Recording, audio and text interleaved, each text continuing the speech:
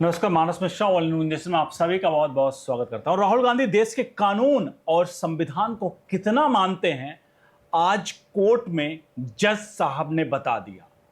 क्योंकि राहुल गांधी जो बार बार संविधान की किताब, लाल किताब लेकर के निकल पड़ते हैं और सवाल खड़े करते हैं कि मोदी ये कर देंगे, वो कर देंगे, अब आपको दिखाने जा रहे हैं कोर्ट का वो फैसला जहां एमपी एमएलए कोर्ट में राहुल गांधी के खिलाफ एक केस था।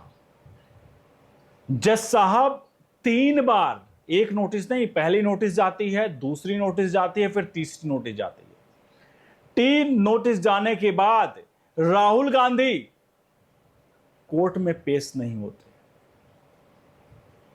और ये तो छोड़िए राहुल गांधी कोर्ट में पेश हो या ना हो, राहुल गांधी की तरफ से कोई भी, यानी कोई वकील, अधिवक्ता तक नहीं पहुंचता है कोर्ट में सुनवाई के लिए। यह देख करके जज साहब गुस्से से तिलमिला जाते हैं कि आखिरकार मैं बार बार नोटिस जारी कर रहा हूं, लेकिन एक व्यक्ति है जिसकी तरफ से कोई नहीं आ रहा है। फिर उसके बाद जज साहब का क्या फैसला है, पूरा प्रकरण बताते हैं। एक सवाल जिसका जवाब दीजिएगा।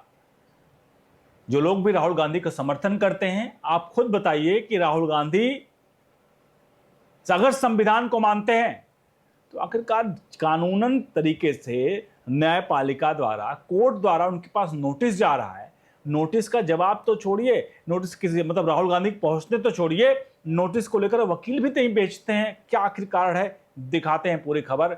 अनुरोध करेंगे वीडियो के इस प्रकरण पर अपनी राय प्रतिक्रिया जोड़ दीजिएगा। सबसे पहले हम इस पूरे घटनाक्रम पे जाएं, क्या मामला है।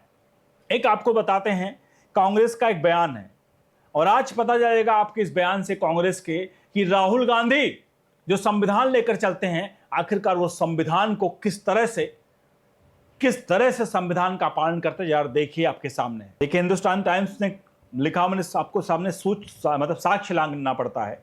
प्रमोद तिवारी का पुराना बयान है, कांग्रेस पार्टी के एमपी का।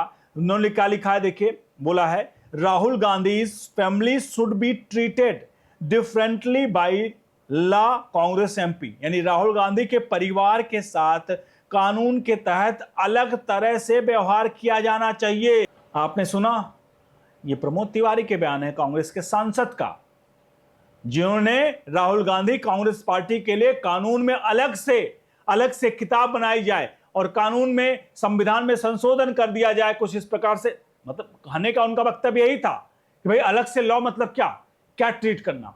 अगर किसी व्यक्ति को अलग से ट्रीट किया जाना चाहिए, जैसे प्रेसिडेंट है या कोई भी है, तो उसको हमें अमेंडमेंट करना पड़ेगा संसद में, यानी संसद से अलग से एक संविधान बनाया जाए राहुल गांधी के लिए।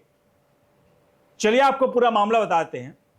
असल में मामला ये था, जो पूरा प्रकरण था, मैंने इसलिए आपको बताया कि राहुल गांधी संविधान के बारे में बताना जरूरी था। मामला बता देते हैं आपका था। पिछले साल राहुल गांधी गए थे एक यूनिवर्सिटी में, जहां वो अपना उद्बोधन दे रहे थे। उद्बोधन देते समय उन्होंने कहा कि भगवान राम जो हैं वो काल्पनिक है, रामायण को काल्पनिक कहने की बात कह दी, यानी कि इसका कोई प्रत्यक्ष प्रमाण नहीं, इस प्रकार की बातें कही। यही याचिका पहुंची थी वाराणसी के एमपी एमएलए कोर्ट में, और एमपी एमएलए कोर्ट में इसी बात की सुनवाई हो रही थी कि आखिरकार राहुल गांधी ये कैसे कह सकते हैं। 2024 का यह मामला था। 2025 में एक कोर्ट ने इस मामले को खारिज किया था, लेकिन जब इसको लेकर के दोबारा से एक पिटीशन जाती है तो जज साहब 3 बार नोटिस जारी करते हैं राहुल गांधी कांग्रेस पार्टी को, लेकिन उस तीनों नोटिस का जवाब नहीं देती है। जरा कांग्रेस पार्टी का राम के खिलाफ, हमेशा भगवान राम के खिलाफ ये जो प्लान रहा उनका कि भगवान राम को उनके क्वेश्चन मार्क करके हिंदुओं का वोट हासिल करके देश को सेकुलरिज्म का चोला पहना करके भगवान राम जो ईस्ट है उनके ऊपर सवालिया निशान खड़े करिए। जरा देखिए कांग्रेस पार्टी का भगवान राम पर स्टैंड। एक बार देखिए, पुराना एक तथ्य आपके सामने रख रहा हूं। इसमें क्या लिखा है, रेडिफ ने लिखा है, no evidence to prove existence of Ram centre to Supreme Court. जी हां, ये कांग्रेस पार्टी ने कहा था यूपी में कि राम के अस्तित्व को साबित करने का कोई सबूत नहीं है। केंद्र ने सुप्रीम कोर्ट से कहा, यानी कि कांग्रेस पार्टी, राहुल गांधी, सोनिया गांधी ने राम के अस्तित्व पर सवाल खड़े किया था। आपको बता दें, सुब्रमण्यम स्वामी कई बार दावा कर चुके हैं कि 10 जनपद में सोनिया गांधी जो कहती हैं अपने आप को तथाकथित हिंदू, लेकिन शायद उनके घर में चर्च या कुछ तरह की चीजें हैं जिस पर वो हर संडे संडे जो भी उनका अपना हाउस पे पूजा अर्चना जो भी करती हैं वो करती हैं। बहरहाल थोड़ा इसको एक्सप्लेन कर देता हूं मैं थोड़ा सा। ये देखिए यहां पर क्या लिखा है, ये इसी जो इन्होंने लिखा था कि भाई राम का एग्जिस्ट नहीं, उसी में क्या लिखा है आर्टिकल में, रामायण का जिक्र करते हुए हलफनामे में कहा गया कि इसमें दिखाए गए किरदार अस्तित्व या घटनाओं के घटने का अकाट्य रूप से साबित करने वाला कोई ऐतिहासिक रिकॉर्ड मौजूद नहीं है। एएसआई ने एएसआई डायरेक्टर स्मारक जो है सी दोरजी के जरिए दायर अपने हलफनामे में कहा, याचिकाकर्ता ने राहत की मांग करते हुए मुख्य रूप से वाल्मीकि रामायण, तुलसीदास की रामचरितमानस और पौराणिक ग्रंथों की सामग्रियों का भरोसा किया है। ये प्राचीन भारतीय साहित्य का एक महत्वपूर्ण हिस्सा तो है, लेकिन इन्हें ऐसे ऐतिहासिक रिकॉर्ड नहीं कहा जा सकता है जो इनमें दिखाए गए किरदारों के अस्तित्व या घटनाओं के घटने को अकाट्य रूप से साबित कर सकें। कांग्रेस ने क्या कहा सुप्रीम कोर्ट में कि भाई जो ये रामायण है उसमें जो घटनाएं हैं उसको हम एक प्राचीन भारतीय साहित्य का एक महत्वपूर्ण हिस्सा तो मान सकते हैं, लेकिन भगवान राम या उसके जितने भी उसमें कैरेक्टर हैं उनको हम असल नहीं मान सकते, वो एक काल्पनिक हैं। ये बात कांग्रेस पार्टी द्वारा हलफनामा दिया गया था कोर्ट में, सुप्रीम कोर्ट में, और यही कांग्रेस पार्टी आज राहुल गांधी विदेशों में जाकर के कह रहे हैं कि भगवान राम का कोई एक तरह से इनका बयान ये था अस्तित्व नहीं है, वो उनका कोई अस्तित्व नहीं। लेकिन राहुल गांधी भगवान राम का अस्तित्व तो नहीं है आप कह रहे हो, ये तो जिसकी जितनी समझ है ना उस हिसाब से वो अपने बात और शब्दों को बोलता है। आपकी समझ इतनी ही है, और आपकी समझ इसलिए समझ में आ रही है कि आप लोग भगवान राम को नकारते नकारते आज की आपकी पार्टी को देश ने नकार दिया है। आज आप अपने अस्तित्व की लड़ाई लड़ रहे हो।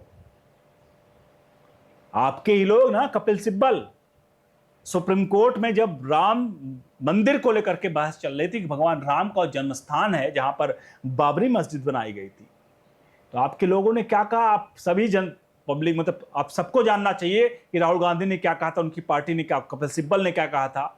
जब सब कुछ साक्ष्य सब कुछ दे दिए गए तो आखिर में जब ये सिद्ध हो गया भैया भगवान राम का जन्म अयोध्या में वहीं हुआ था, तो कपिल सिब्बल ने एक नया दांव चला। कपिल सिब्बल ने कहा चलिए मान लेते हैं भगवान राम का जन्म अयोध्या में हुआ था और महाराजा दशरथ के महल में हुआ था। अंततः उन्होंने बोला कि महाराजा दशरथ का महल तो बहुत बड़ा था। अब जब महल बड़ा था तो उस महल में किस कोने में भगवान राम का जन्म हुआ था, हम ये कैसे कह सकते हैं कि जहां बाबरी मस्जिद थी वहीं भगवान राम का जन्म हुआ था। अब सोचिए किस स्तर तक कांग्रेस पहुंच जाती है। मतलब सब साक्ष्य सबूत हो गए, सब कुछ फाइनलाइज हो गया, तो आखिरी में राम का अस्तित्व नकारने वाली ये मान लिया कि भगवान राम का जन्म हुआ, लेकिन अब आखिर में ये कहने लगी कि भैया भगवान राम का जन्म तो हुआ लेकिन उस जगह पर हुआ जहां बाबरी मस्जिद है, वो कैसे आप डिसाइड करोगे। अब इस पूरे प्रकरण पर आपको खुश राय प्रतिक्रिया जरूर दीजिए। लेकिन सबके बीच में इस पूरे मसले पर जो 3 बार याचिका भेजी गई इसी मामले पर, आज मतलब इसको लेकर के अभी हालिया में इसका जो फैसला है उसमें आपके सामने वाराणसी कोर्ट ने राहुल गांधी पर फैसला किया सुरक्षित। 3 नोटिस के बाद भी नहीं पेश हुए थे, भगवान राम को बताया था काल्पनिक।